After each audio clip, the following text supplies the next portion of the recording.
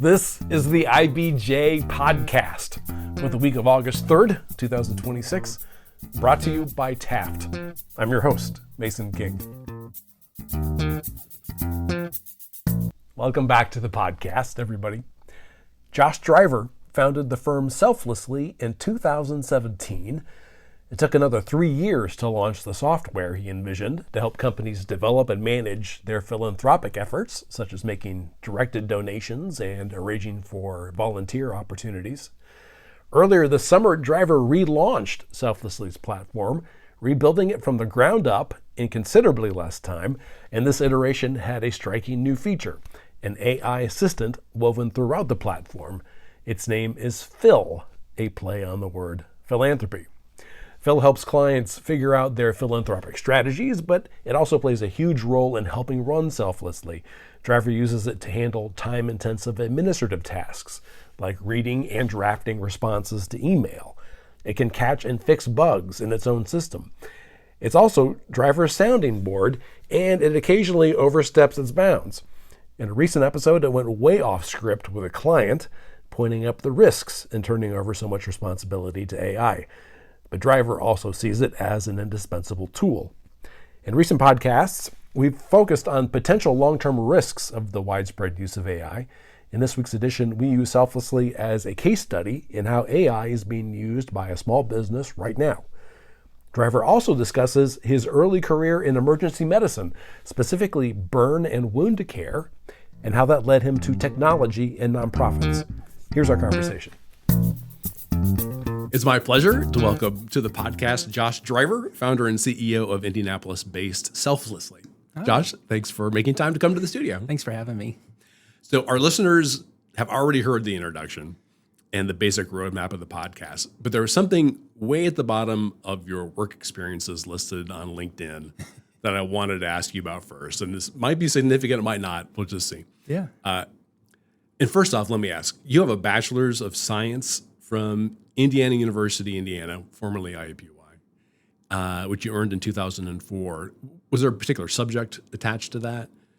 Oh, yeah. So I was on the track to go to medical school and decided that I needed to maybe see if I'm okay around blood and stuff first.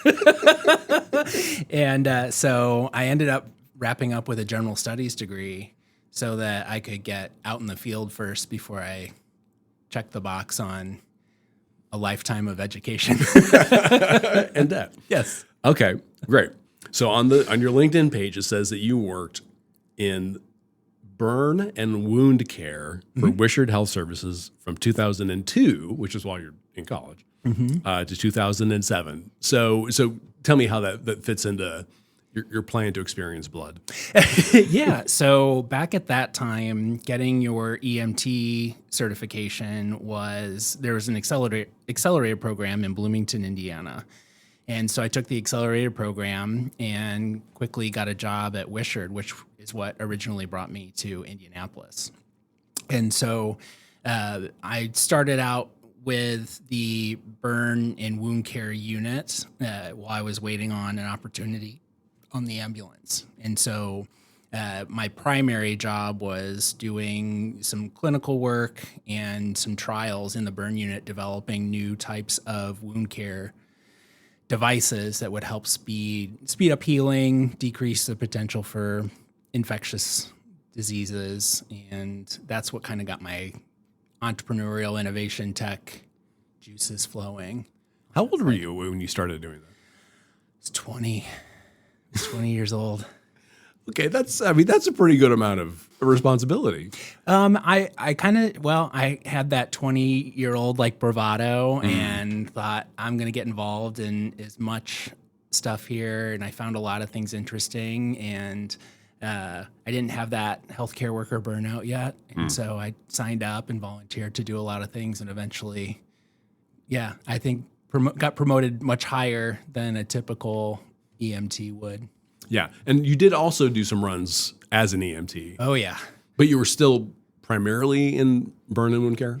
Yeah, the money's in the burn unit, not on the ambulance. So I did a lot of inpatient clinical work, and then had the energy of a 20-year-old to be able to also do ambulance runs. Okay. In addition. Yeah. So according to LinkedIn, at least by the end of your tenure there, you were in charge of managing care treatments of inpatient and outpatient burns, post-op surgical wounds, and diabetic care.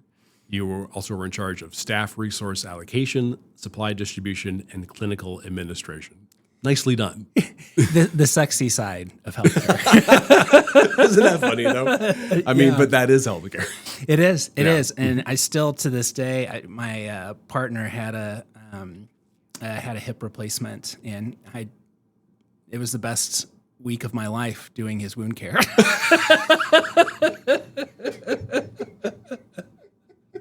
Well, let me tell you about your infection here. Exactly. Yeah. He's like, it's just a bandage change. I'm like, no, it's not. It's way deeper. Now, I know that I think your first job, air quotes job, was it cleaning the family business? Yes. Yeah, underage. So, the sweatshop that was my parents' company. So wait a second, is this like, were you like 8 or 9? Yeah. And then you just kind of did that until you left for college? Yeah, so that was, I think they started me at about 10 years old. They said it was time for me to learn discipline and responsibility, which I think in hindsight, I had a good case to go to the EEOC with if I would have known. But seriously, are family members exempt? I don't know, but I'll find a lawyer that thinks otherwise. Yeah, don't listen to me. Yeah, I'm not right. the expert. Yeah, I'm sure there's probably some loophole there, but that was my first paid gig, so to speak, and the hourly was abysmal. What was the business?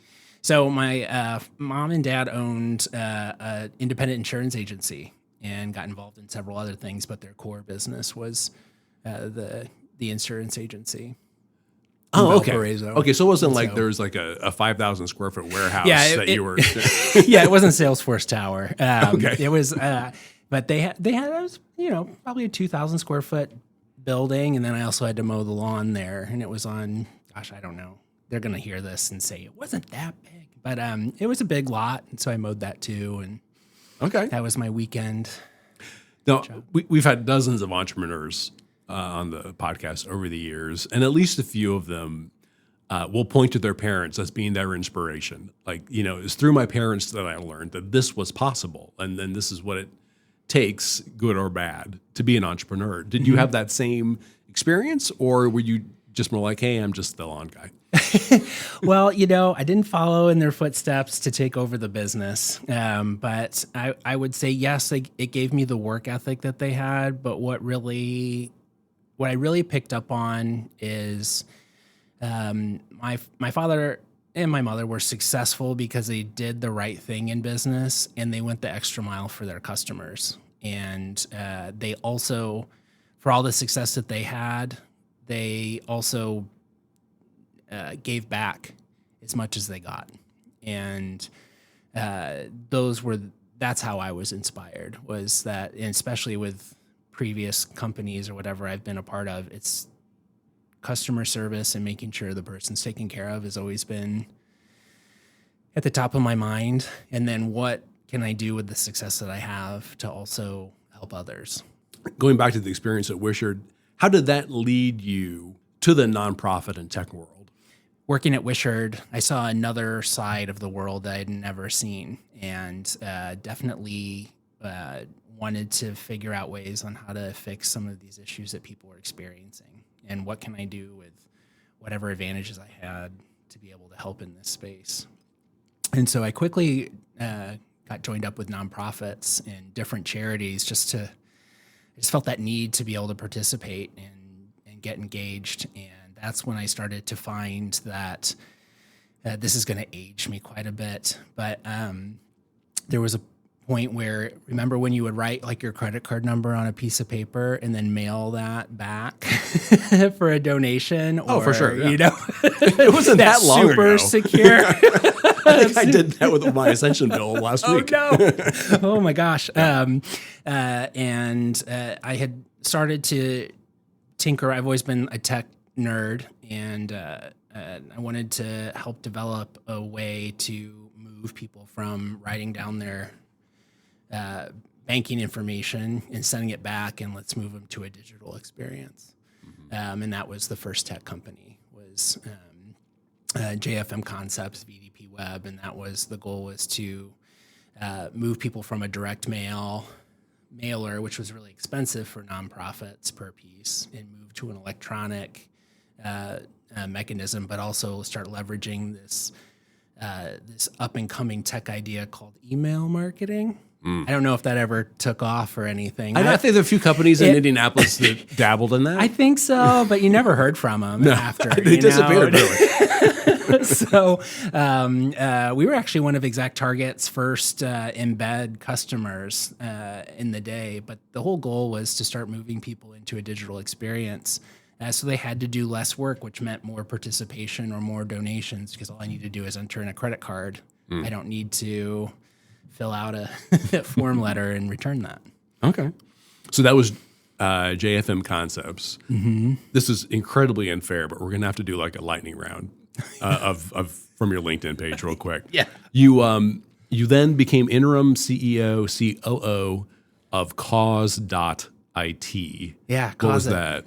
Oh, Cause.it. Yeah. Well, there you go. Cause.it. Cause.it was a company that was in business, providing fundraising services for nonprofits, and I had just gotten done with VDP Web, and this company was hemorrhaging contracts. They had a great idea, but the implementation was just inefficient, very expensive, typical startup stuff. And so I was asked by the CEO at the time to come on and help clean it up, and let's move it into more of an app instead of like a service provider. And then we started to uncover some other issues, and then eventually that CEO walked away, and so I jumped into the role to clean up everything and get it packaged up for a product that could actually be invested in and eventually acquired. Okay. And then for kind of a hot second, you were with Bloomerang, which I vaguely remember. What were you doing? Yeah, I was part of the founding team, building the brand, and the customer success and service areas. And customer success and service, that's my jam. So built the original infrastructure for that. And then what did they do? I'm sorry, I can't They're remember. a nonprofit CRM. They track donor engagement and analytics. Gotcha. Okay, so there's definitely a theme. Is there a theme? I don't know. There's a theme developing. And then you were the founder of the Purple Hat Project. Yeah. Which again, I'm sorry, I'm an old man now. I remember the name, but I forget what they did. Yeah. So Mickey Maurer, who you my old may or boss. may not know. I do remember. Yeah. Wrote an article in the IBJ actually about, because at that time there was a lot, this was, pre-gay marriage, and wrote an article about how we should be a little bit more accepting and tolerant of the LGBTQ community. And he had likened some of the legislation that was coming down the pipe that was essentially, what's the next thing? Are we going to make gay people wear purple hats in public so we can just discriminate against them? And so probably too much coffee, read that article, and I thought, well, that'd be really fun to do something on top of that. And so let's do the Purple Hat Project. And so I felt like the most important thing that we could do as a community at that time was to start showing actual people instead of just being a talking point on the news. And so it started as a photography kind of art installation where we took pictures of gay couples or the parents of gay children or transgender individuals, just so that we could start putting a face to this talking point and just letting people hear their story and using that purple hat as a positive instead of something to mark somebody. Let's do it as, hey, we're going to embrace that we are unique, but also tell our story so you can also realize we're humans just like you. And then that seems like there's a very elegant slide into open for service. Yeah. Yeah, so explain how that worked out. So, yeah, Purple Hat Project, went great. And then I got involved in other career stuff. So that left, and then Open for Service was during RIFRA. Just when I started to see all this convention traffic and negative perception of Indiana globally, I just felt like I got due to the passage of the RIFRA legislation. Correct. Yeah. And I was concerned. I've got best friends that own small businesses downtown that rely on convention traffic. And I also feel like that isn't the true story of Indiana. I'll never believe that that's the consensus, that people should be turned away because of who they are. And so I thought, why not try to outmarket the state and do my own PR during when we had the Final Four NCAA. And the goal of that was just to put some stickers out and just let people know as they were coming into Indianapolis that, hey, I know this isn't a great look for us, but if you are concerned about your safety, here are some businesses that are pledging to do the right thing. Gotcha. And let's not focus on the politics for this. Let's highlight the companies that are doing the right things. You were in charge of, this is probably not very exact language, the pipeline program for NIC? Yeah, I got recruited. So I left Bloomerang and I thought, let's try a place where I'm not in startup mode and I could actually focus on the product. I don't have to worry about payroll and all the typical, frustrating things in a startup. And so I went into government technology. And so worked for NIC, which was a publicly traded company. Their subsidiary in Indiana was known as Indiana Interactive, and they maintained a master contract with the state to build all of their infrastructure, essentially. So like IN.gov is maintained by that company. Okay. And so I was brought on by corporate, which was in Olathe, Kansas, to train, but also lead special projects and innovation in the e-government space. So I got to basically run a startup in a publicly traded company. Wow. Which was super cool. But without the same kind of concerns that you would have as a founder. Yeah, it was in a much more resourceful environment. That's good. But then you turned around and said, you know what, I'm going to be a founder.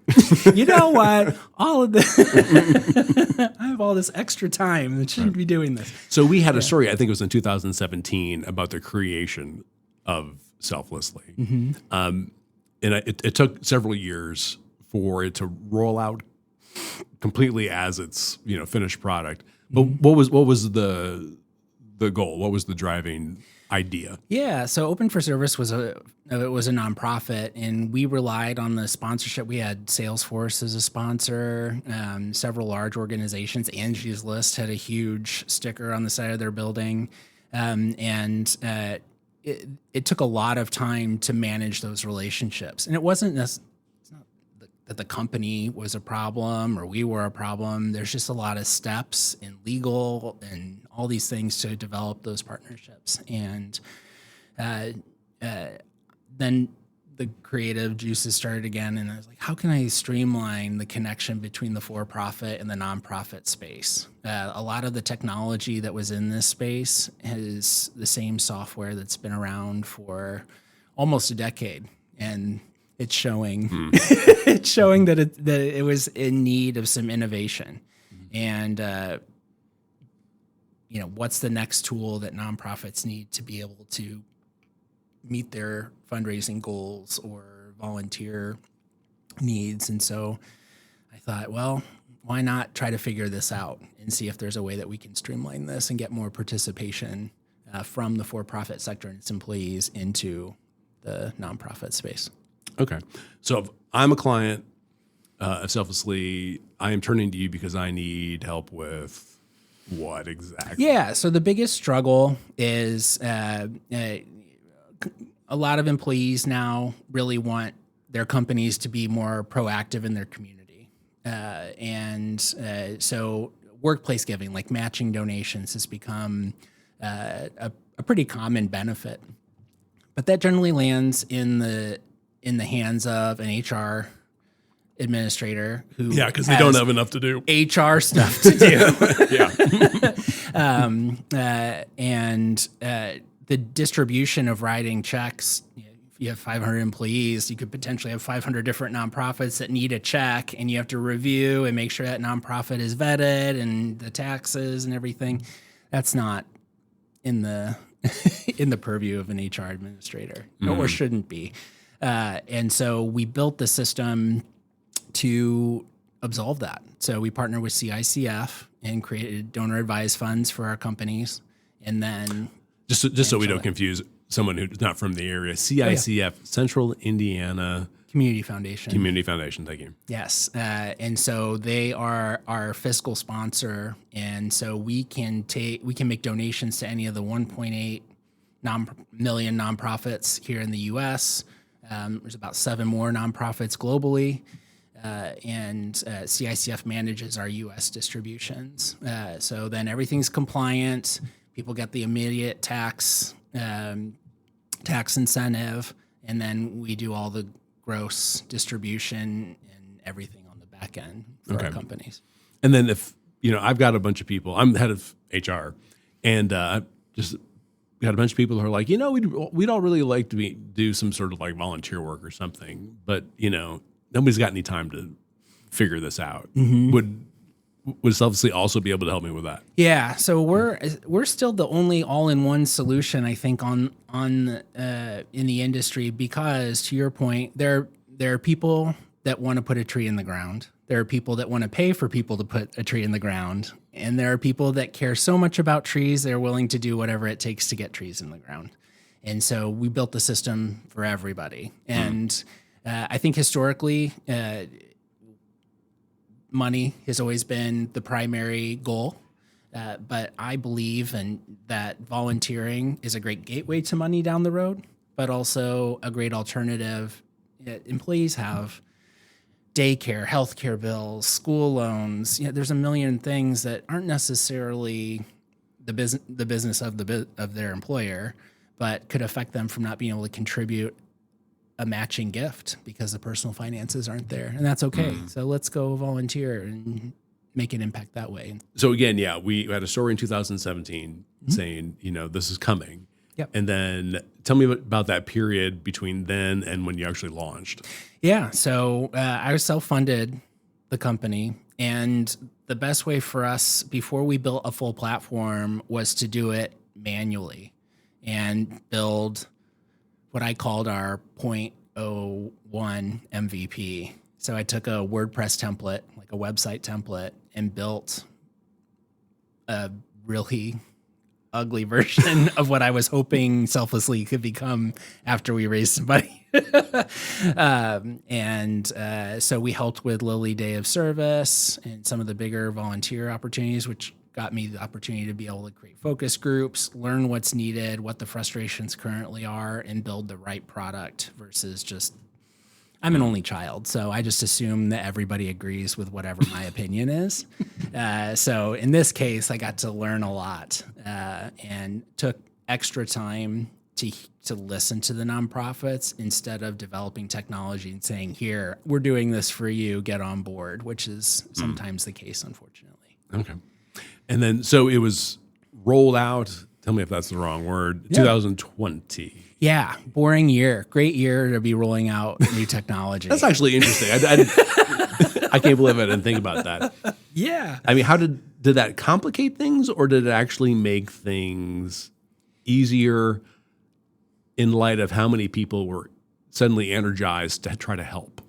So both. Yeah. We rolled the platform out at the end of February of 2020, which was right when life was shutting down. So we had to really delay our start because all of our beta companies were like, I need to figure out how to be able to get computers to people. Right. Home. Yeah. We can't even launch this right now. I have no clue what's going to happen tomorrow. So we got a delayed start. It took us almost till July to be able to, at that point, start interacting with our customers. And then we saw a big influx because they needed to figure out a way to engage their employees in a remote setting. Got it. And so we spent a lot of time organizing volunteer opportunities, that could be done remote and with families since everyone was at home. So whether that was coloring books for kids at Riley or making masks and distributing those to hospitals, we just got real innovative in trying to come up with things that people could do from home safely while still supporting organizations that were in peril, quite frankly. Paint a picture, if you will, of where you are today. How many employees do you have? Yeah, so I'm technically the only full-time employee, but we have several contract resources and fractional resources. When I wanted to rebuild the company, we implemented a lot of AI, and we were at a point in the company where the technology needed an overhaul, and we needed to streamline a lot of stuff internally. And so right-sized the company and built it to run through our AI infrastructure and continue to scale and support our customers at the level I expect, but also do a lot of it autonomously. Okay, let's take a quick break to hear from our sponsor. This is the IBJ Podcast. Taft, today's modern law firm. At Taft, we cultivate a highly respectful, transparent workplace that fosters creativity, teamwork, inclusion, and diversity. We couple our culture with a client-first approach, rewarding lawyers who understand their clients' goals and work to deliver success. Taft, the modern law firm. To learn more, visit taftlaw.com. Building a home or looking to upgrade what you already have? That's where Indie Grills comes in. From fireplaces, outdoor kitchens, to entire custom patios, we bring everything together to create spaces designed for how you actually live. We work directly with homeowners and partner with custom home builders to get it right from the very start. Are you looking for inspiration? Our massive showroom on the Zionsville-Lebanon border was built to help you see what's possible. So when you're ready to elevate your space, head to indiegrills.com and connect with our team. All right, we're back with this week's episode of the IBJ Podcast. In my interview with Josh Driver about designing Selflessly's new platform around an AI assistant. Yeah, jump back in time just a little bit. Yeah. So I know you have an extreme case of ADHD. What? I know. It's a big surprise. Right. Nobody wanted to tell you. Yeah. I appreciate we've diagnosed now. you. Right. So attention deficit hyperactivity disorder. Yeah. I know there's a broad spectrum of potential symptoms for ADHD. Yeah. How does it manifest in your life? Yeah. Oh my gosh, that's a great question. So for me, I have what they call time blindness. So if you were to give me a task and ask me to estimate how many hours it would take to complete, everything to me can be done in a long weekend, whether that's whether that's writing a biography, a bio real quick, or building a 500 square foot home or something. And so I have a really hard time estimating how long it'll take. And then tasks, sometimes procrastination, depending on my stress level, it can exhibit in different ways, but time blindness is my big issue. And I also will forget how much work I still have to do, and I'll keep adding on new projects. And so then my to-do list is now on a legal sheet instead of a small notebook. And then I want to be involved and help, and I'll over-allocate myself until my age catches up with me and I have to just collapse on the couch. So tell me if I'm interpreting this right or making the right connection. So once AI tools became easily available, were you using it to help you handle tasks that you might have had trouble completing because of ADHD, or would somehow either sort of compress into not enough time? Or within about a year, I'd gotten a divorce, and then also had to let my co-founder and CFO go, and really realized that I got to clean our company up. We had taken on investment, we were doing well, but we weren't efficient, and started to find inefficiencies, and it was just time to pause for a minute and clean up the mess. We have a great retention rate. Customers were still happy, but we were just running around ragged. When AI tools became available, I'm a tinkerer in general. I'm not a software engineer. Every once in a while I'll make something and it works out. And I'm just a lucky tinkerer, I guess. But I started to really think about in my day, where do I struggle in being productive? Where am I in my own way in getting things done? And I found that if I were to open a new blank email to send to somebody, it took me so much longer to write. I could edit immediately, but to write the original content is very difficult for me because I start spinning. Oh, maybe I should say this. Well, they might take this the wrong way, and when the tool started to be able to draft things for you, I would sign me up because I'll edit, no problem. And so that was what really started my use of AI tools. And I ended up being able to get almost to inbox zero for the first time since email has been around. Wow. And then what's the next thing? Focus during the day. So how do I use the AI to centralize all my tasks, whether it's through Selflessly, personal life, consulting, the boards that I'm on, and bringing that all into one place and being able to see everything and make decisions. That's when I bought in completely to the AI. What was your tool of choice, or what is your tool of choice? So I'm a Claude anthropic guy. I started out with ChatGPT, Claude, Gemini, and I just gave it the same prompts, all of them, all at the same time. And based on what they kept giving back, that was what I felt like I needed to choose one tool. There's only so many screens that my desk can hold, and having, chats on everyone. But I liked Claude's voice. It was closer to mine. And I feel like their company has been operating as ethically as possible, or the most ethically at the moment. And so at that point, I was like, I'm going to settle with this one, stay with this one, and build out the infrastructure. At the end, my two biggest competitors are publicly traded companies. Everything I do, they'll do times 100. Right. And so where I can compete against them is the nimbleness. And so to me, I need to build an entirely new framework so I can build much faster and I can outpace these two. So that turns into something we call Phil. Yeah. What is that? That's Phil. So I love a pun, and Phil, which is short for philanthropy, was our way of taking Claude's infrastructure and hyper-focusing it on corporate philanthropy.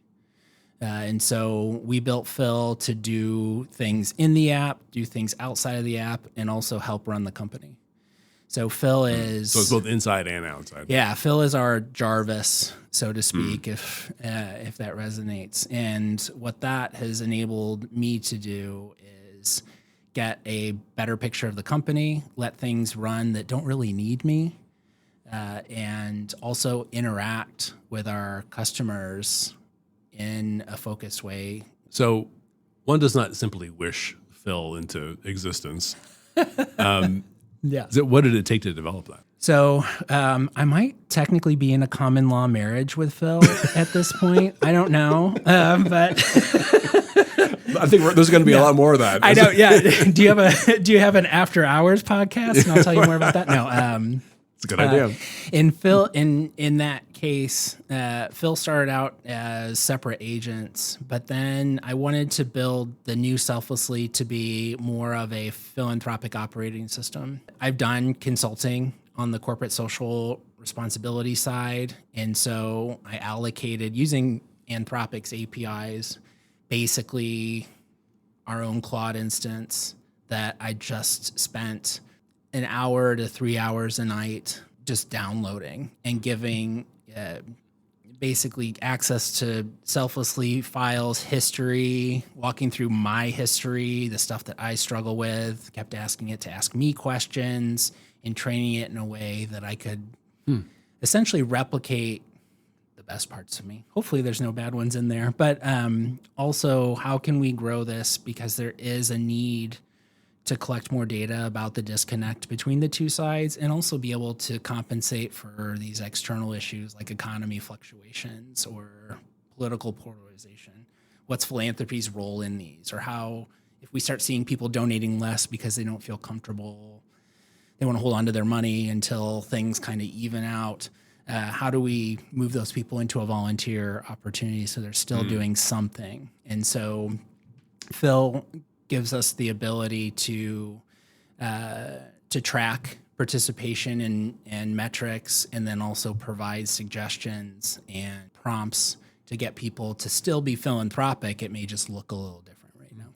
So how long did it take from the beginning of the project, if you will? Yeah, I started rebuilding the app back in December and launched it, soft launch in April, full launch in June. Wow. Okay. So I made it available to one of my favorite customers, Glick, and their team at the foundation, Stephanie and Ben, and they were willing to ride the wave of beta testing and still do.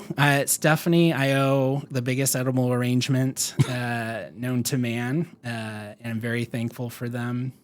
But I mean, what a cool company. I mean, they're so philanthropic. And so why not test this stuff on really the rock stars of philanthropy as well? All the things that the customers have come to expect, they were now doing through Phil, or they are now doing through Phil. Yeah. So Phil can answer support questions, which was something we provide free support. Our competitors make upcharge for support. Where we wanted to always be available via live chat. So Phil can act as the front line to answer most common questions and put people into a queue. On the administrator side, those are the people who are the HR admins that have open enrollment and onboarding, offboarding to do. Phil works as a giving assistant, or as basically a chief impact officer, providing suggestions based on previous involvement. What types of causes the employees care about? Here's what's going on in the area that maybe you could have a group of employees go do. Here's how to use the system to get more participation out of it. So Phil even can automatically approve matches and grant applications. Can take that step out as well, and basically have the app run on its own and not have to have the oversight that it used to. Mm-hmm. So the way people perceive of AI is a double-edged sword. I mean, it helps you with productivity, but it may mean that the people are going to be out of jobs. Is that what happened on your side, where the people no longer doing? I didn't replace people with AI.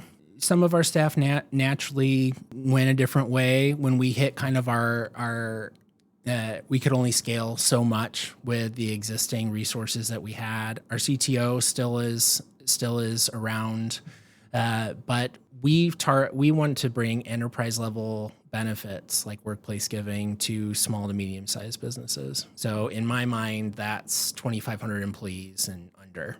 So, but we have to have prices that are affordable for small to medium sized businesses without going out and raising more money, which at the point where I needed to go out and do that, the VC area, the company really wasn't very attractive in my mind to investors. So as the founder and CEO, I could either stop and say, well, didn't work out, moving on.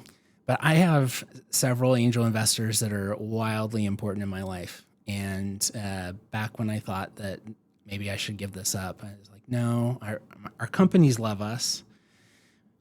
We're doing well on paper. It just needs an energy drink or a coffee. And when you're out, it's up to me, right? Somebody who else is going to do it? Put my hopes on AI being able to tie up those loose ends for me so I could get stuff working. So people who are currently working for you, if their positions or some of their responsibilities were taken by Phil, they could move over to other other parts of the business? Yeah. So when we started to realize that the company was moving in an inefficient direction and needed some work, without going into too many particulars, there were some mistakes made, and so we had to let some people go. It's on me to clean it up. Fortunately, with mentors like John McDonald, Tom Kilcoyne, my investors have been great in circling and helping with different parts and refiguring this out. It gave me the ability to start rebuilding the company and also do it in a fiscally smart way. So my intention is not to continue to build more AI agents. My intention is to bring on people to a stable, growing company that has the bugs worked out. It's very important. I don't like this hyper hire, hyper layoff model. It's so stressful on people and their families. And so I feel like it's my duty to give a better business to people before they come on and trust the process. So while you were developing, Phil, how concerned were you that AI would do something you didn't want it to do? Right, everybody, we all know the stories at this point. Gets its own ideas about what it's supposed to be doing, or somehow creates a vulnerability in your system, and all your clients' data goes somewhere else. How do you deal with that while you're trying to build it?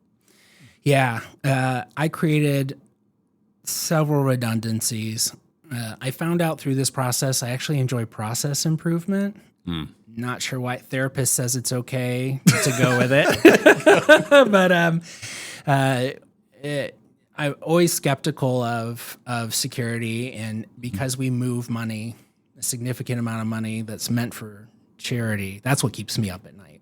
Phil's data access is very limited, so I use OpenClaw, which is it basically is an always-on AI agent that uses the same API as Claude does. We partition the data and then encrypt it so that when Claude gets access to it, it's in a secure process. Oh, interesting. So I have a lot of redundancies. And so the actual live data, Phil doesn't have access to. Phil gets a serialized version of data points and is able to, through a dashboard, provide the information needed to respond back to the user or customer. That was purposeful. Now, I know on social media, at least your LinkedIn account, you had one story of a sort of an unusual thing that Phil decided to do. Yeah. Tell me about that. Yeah, so we have an auto parts company. And so Phil always knows who the company is. And when we onboard a company, I ask Phil to go to the company's website, learn about what the company does, because part of the suggestions could be, is this something that could be a silent auction item gift that you build? Oh, yeah. Or here you have a lot of people that aren't in front of a computer that work on the assembly line. Here's how to motivate those people to participate in things if they're not sitting in front of a desk. So when we onboarded the auto parts company, Phil took it upon themselves to try to sell a muffler to one of the employees at the auto parts company.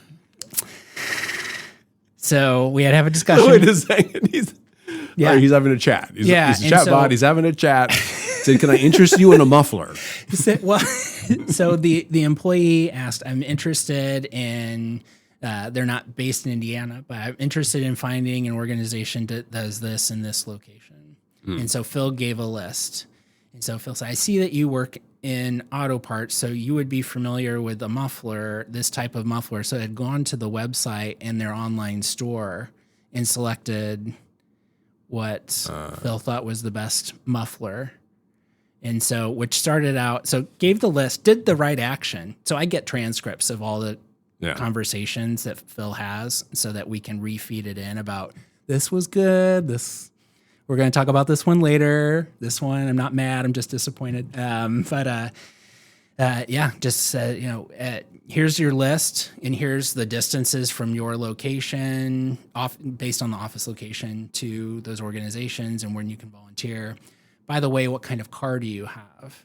And so I ended up talking to this employee. And so she thought that Phil was going to also give her the most efficient route for maybe gas mileage. I don't know. Okay.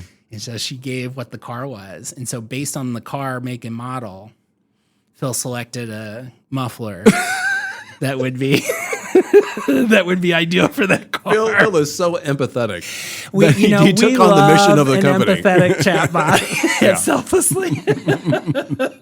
So she screenshotted that and then submitted a ticket. And I thought, well, this was mortified for maybe 5 minutes, and then I was like, it could have been worse, and we might as well lean into this. I still have not been able to figure out how that hallucination got in there. The best guess is that Phil works on a vault system for memories, and so somehow in that memory must have put e-commerce for car parts and just felt like, let me help you get the best muffler for your Hyundai Sonata. That's amazing. So you don't totally get it, but it's fixed.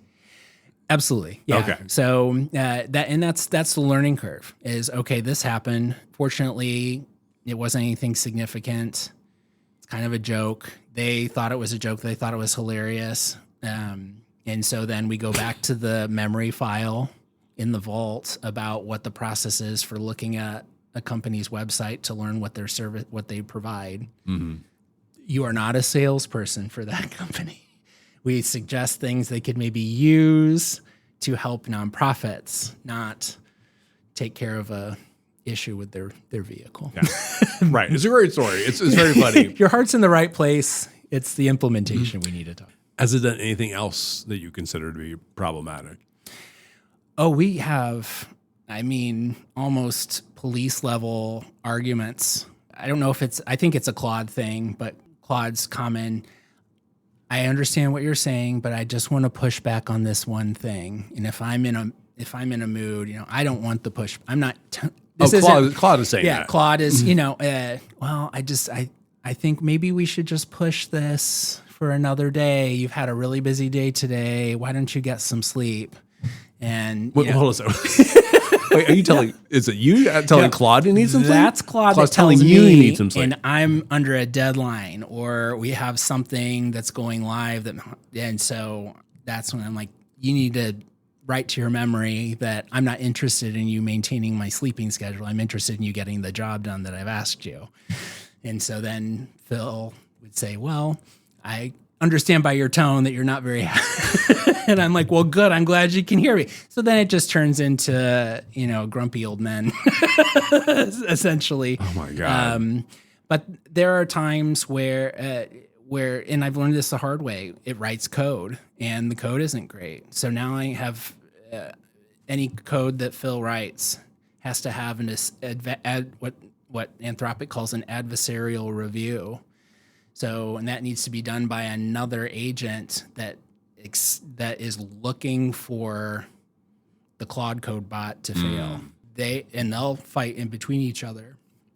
But that's what produces secure code and getting it right the first time. Wow, that's fascinating. So those redundancies and extra steps are what make the build of the company be more successful the first time. Now, is what you did something that any business owner could do? If I can do it, anybody can. I like problem solving. So I have the patience to go through this.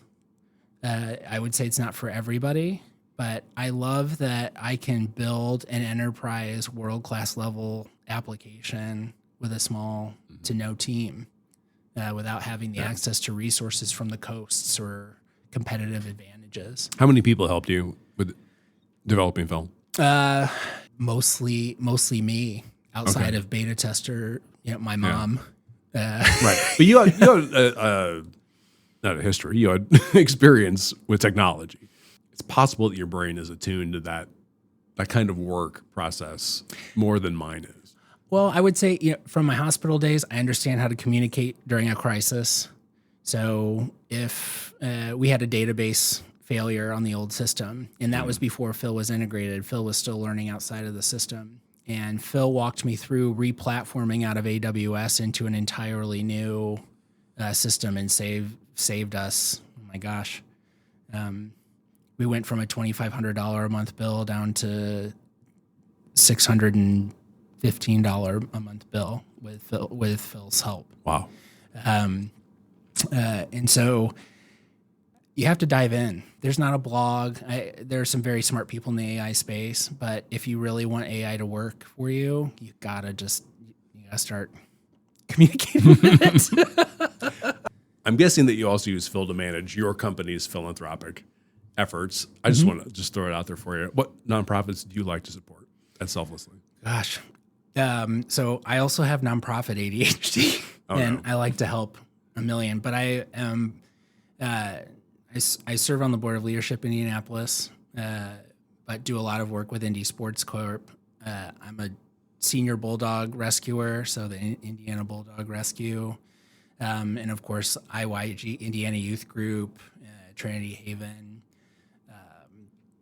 But I'll volunteer wherever. I love volunteering. That's my hobby. That's my, outside of Legos, which we can talk about later. But yeah, if I like to do that with the Susan G. Komen the clinic. I get to go and help harvest breast cancer tissue for research.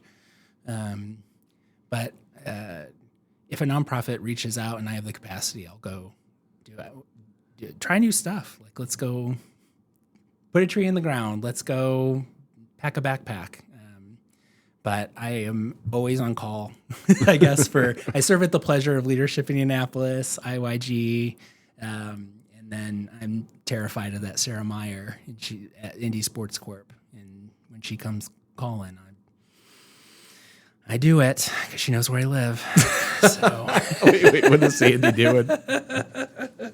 What does Sandy do at the Sports Corp? She's the chief operating officer, chief of staff. Gotcha. She's the head honcho. She's amazing, and they've done such amazing things for the city with these events, and it's great to go volunteer and create events for the visitors and for the athletes and stuff. And so I get to use a different part of the brain that I'm not using when I'm sitting in front of my screen yelling at a artificial intelligence. Well, shoot, this is super fascinating. And unfortunately, we're not going to have time to talk about Legos. We'll have to do that off mic, unless I can come up with a new idea for a podcast. But thank you so much for sharing so much time with me and explaining how this works. My pleasure. Thank you. Yeah, it's an exciting time for us, and I think in the tech space, and hopefully people will continue to use these forces for good. My thanks again to Josh Driver. And folks, before you get on with the rest of your week, there are several stories in this week's issue of IBJ I want to draw to your attention. First up, while construction on the State Road 37 conversion through Noblesville won't begin until 2031, local and state officials are already honing design plans for a project that aims to permanently reshape one of Hamilton County's business commercial corridors. Mickey Shuey helps set the stage. Also in this week's issue, Susan Orr explains how Indiana is playing a key role in both advancing the development of quantum computing and addressing security concerns. And Leslie Weidenbetter gets the inside story on the $48 million Amplify Hancock Innovation Center. And again, you can find these stories and features in the latest print edition of IBJ or online at IBJ.com. I will say it's quite a bit easier to access all the latest business news and all of IBJ's data on Central Indiana's business community and economy if you're a subscriber.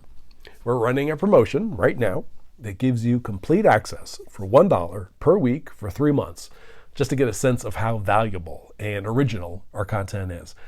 Just go to IBJ.com, click on the subscribe button. And thanks again for making time this week for the IBJ Podcast.